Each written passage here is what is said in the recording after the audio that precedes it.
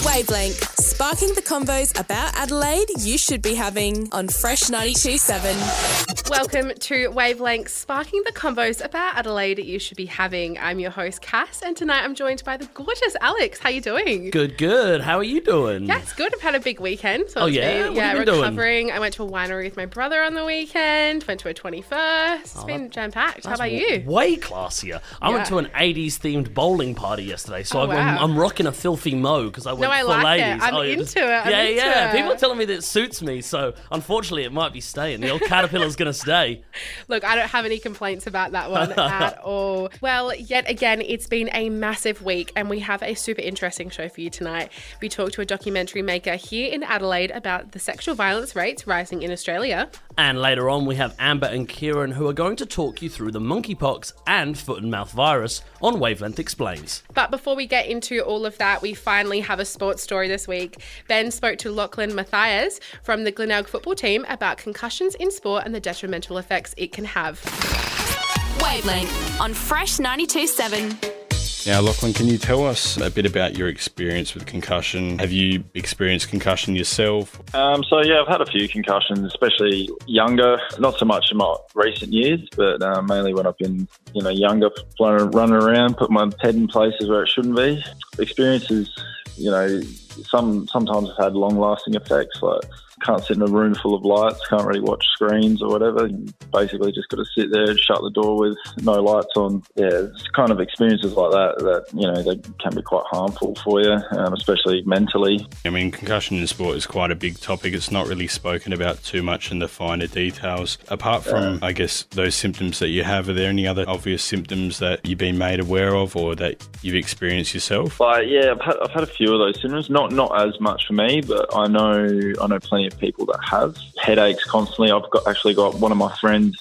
He actually can't play football anymore because he's had too many concussions. He's suffered a string of them, and unfortunately he can't even have 2 beers now without getting a headache. So you got to think of the long run with these kind of injuries. They can be quite detrimental down the track. At Glenelg, we're extremely lucky to have heaps of people around us that they'd run tests on us after the game, even if it's a light head knock. We weren't concussed at all. There certainly sounds to be a lot of knowledge around your club there. Are there any educational services or resources that are offered to players? Yeah, so Flinders University actually come in and they get some students in, and they run a few tests on us like post game if anyone's had a concussion, and that's not just the sample either. That's also in the local Adelaide Footy League. So we get them out to games all the time, and if there's any head knocks throughout the game for either team, they'll have a look and run some tests. In terms of your game preparation as a result of concussion, is there anything that you watch out for or that you need to prepare differently to maybe other players who haven't experienced concussion like yourself? Not really. For me, my whole game plan kind of revolves around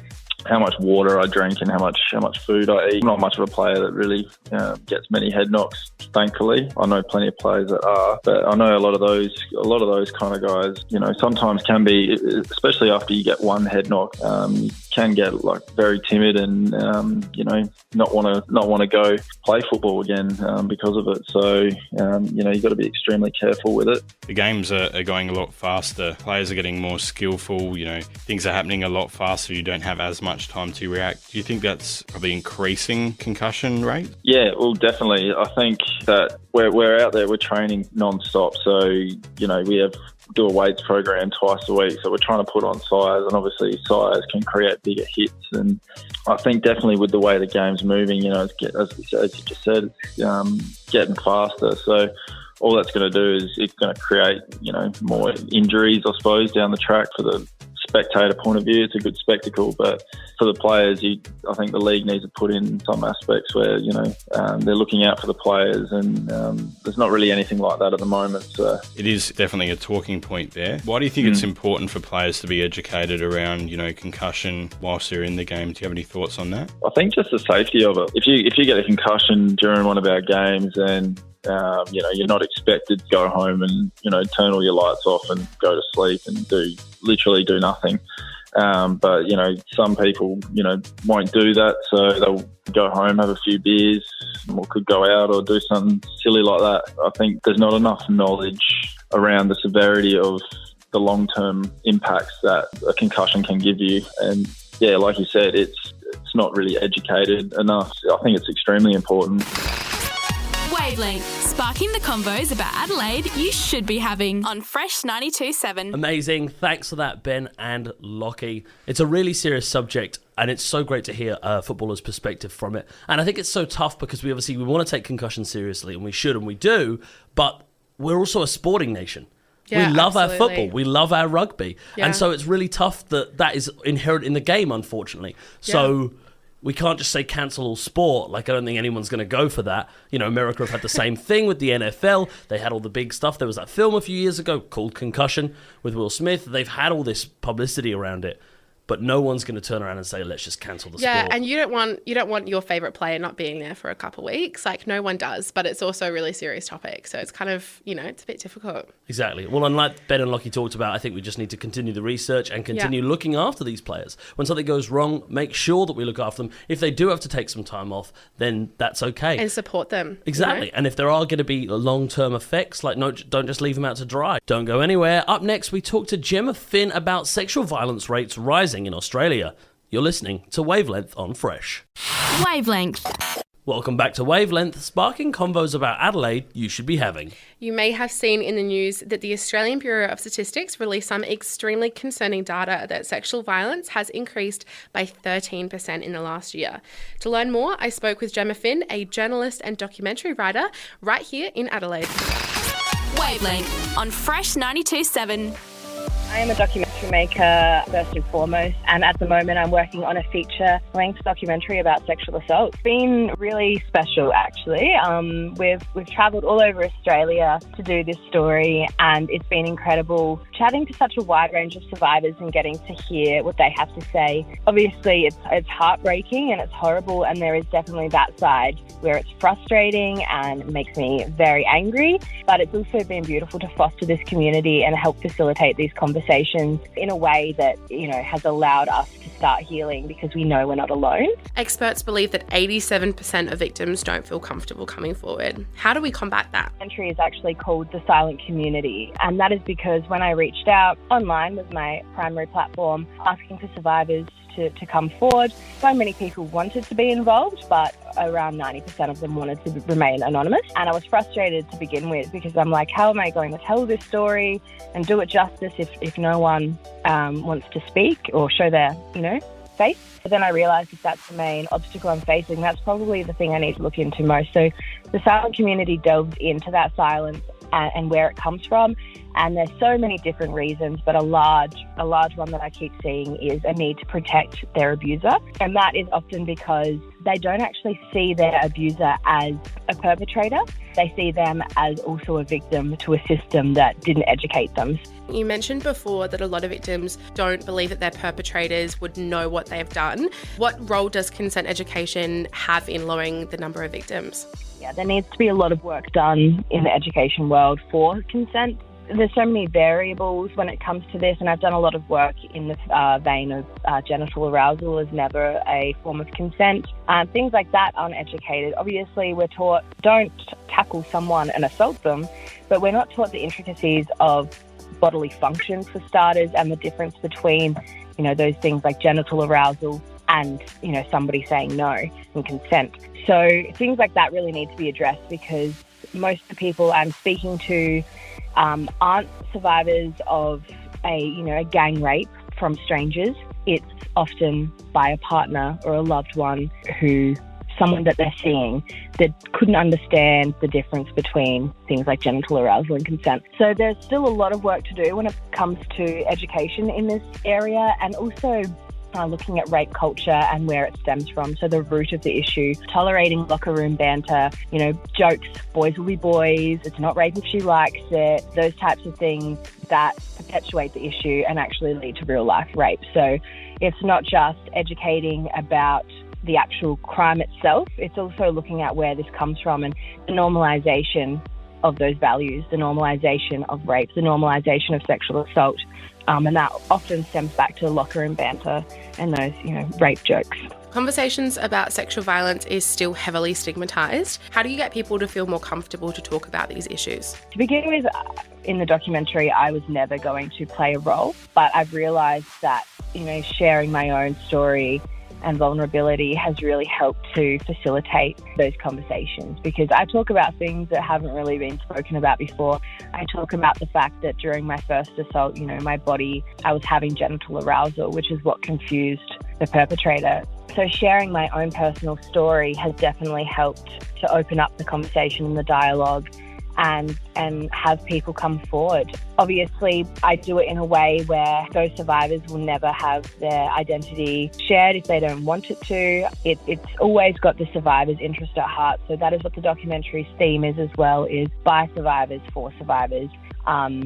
And really facilitating that community, because I know when I first figured out that I'd been assaulted, I felt like I had no one to talk to. There was nothing online about it, and no one talks about, being raped by a boyfriend. They talk about, the rapes we see in movies, these big, grand, scary, horrific crimes, and that's not to take away from those, of course, but it's just to recognise that we can be raped by loved ones, and that doesn't mean that you were broken. It doesn't mean that you should feel guilt and shame, and you were not to blame for that. Wavelength, sparking the convos about Adelaide you should be having on Fresh 92.7. Wow, thanks, Jemmah. Jemmah has been on Wavo a couple times, and I'm constantly amazed by her work. Check out her documentary, The Silent Community, that comes out on January 7th, 2023, and she's doing a national tour and taking her and other victims' amazing stories to every capital city. You're listening to Wavelength on Fresh. Wavelength. Welcome back to Wavelength. We talked with Jemmah Finn before about sexual violence and some of the stigma surrounding it. Wavelength on Fresh 92.7. They don't actually see their abuser as a perpetrator. They see them as also a victim to a system that didn't educate them. So, and no one talks about, being raped by a boyfriend. They talk about, the rapes we see in movies. Such a great point that Jemmah brought up. I think that a lot of people associate it with a stranger that you don't know, but a lot of the time it's a partner. And education and talking about it can help both parties involved. And I think that's really important. No, it really is. And it's as scary as it is, sexual assault and sexual violence can come from anywhere. And I think people talking about it, people acknowledging that it can come from any point of your life. It's not, as you say, it's not a horror movie. It's not a random thing happening in the dark of night on the streets. It's happening in people's homes, and it's happening to people you know. It will have happened to people you know. Exactly. And the more we talk about it, the better it gets, unfortunately. Yeah, and I think it's such a great timing that we've had this interview. City Mag just came out with an article talking about how the hospitality industry in Adelaide has had a lot of sexual assault in it, and I think that we need to see it more in media and talking about it more with friends and having those conversations, because it can only help.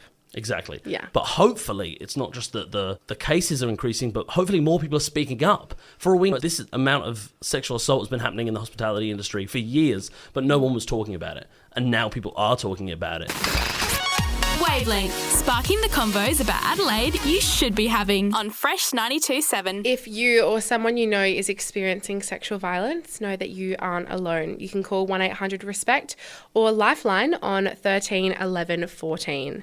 Thanks for that, Cass. Up next, we have Amber and Kieran for Wavelength Explains, talking you through the recent outbreak of foot and mouth and monkeypox. Don't go anywhere. You're listening to Wavelength. Wavelength. Welcome back to Fresh. You're listening to Wavelength. Recently, you may have seen monkeypox and foot and mouth disease all over the news. It can be a little overwhelming, but Kieran and Amber are here to make it easy to understand what it's all about. Wavelength Explains on Fresh 92.7. Ignorance can be bliss. There was a time when worrying about the next disease was only for medical professionals, and now it's on everyone's mind. With COVID seemingly coming out of nowhere and very much still present, you may be wondering what other nasty surprises could be in store. Let's break down a couple of possible candidates, what's being done to combat them, and if you should be worried. In May this year, foot and mouth disease was detected in cattle in Indonesia, and since then, they have recorded over 400,000 cases of the disease. But if it only affects cloven-hoofed animals such as cattle and not humans, why is our government spending so much money to increase security against it? This highly contagious disease is threatening Australian livestock and our farming sector, which could devastate Australia's production, trade and tourism sectors. So when Adelaide Airport detected fragments of this disease in some Maccas, we not only saw our local airport biosecurity increase, but also our national government promising to spend an additional $14 million on security across the country. Whilst this seems like a big chunk of money, Australia is facing an economic impact of $80 billion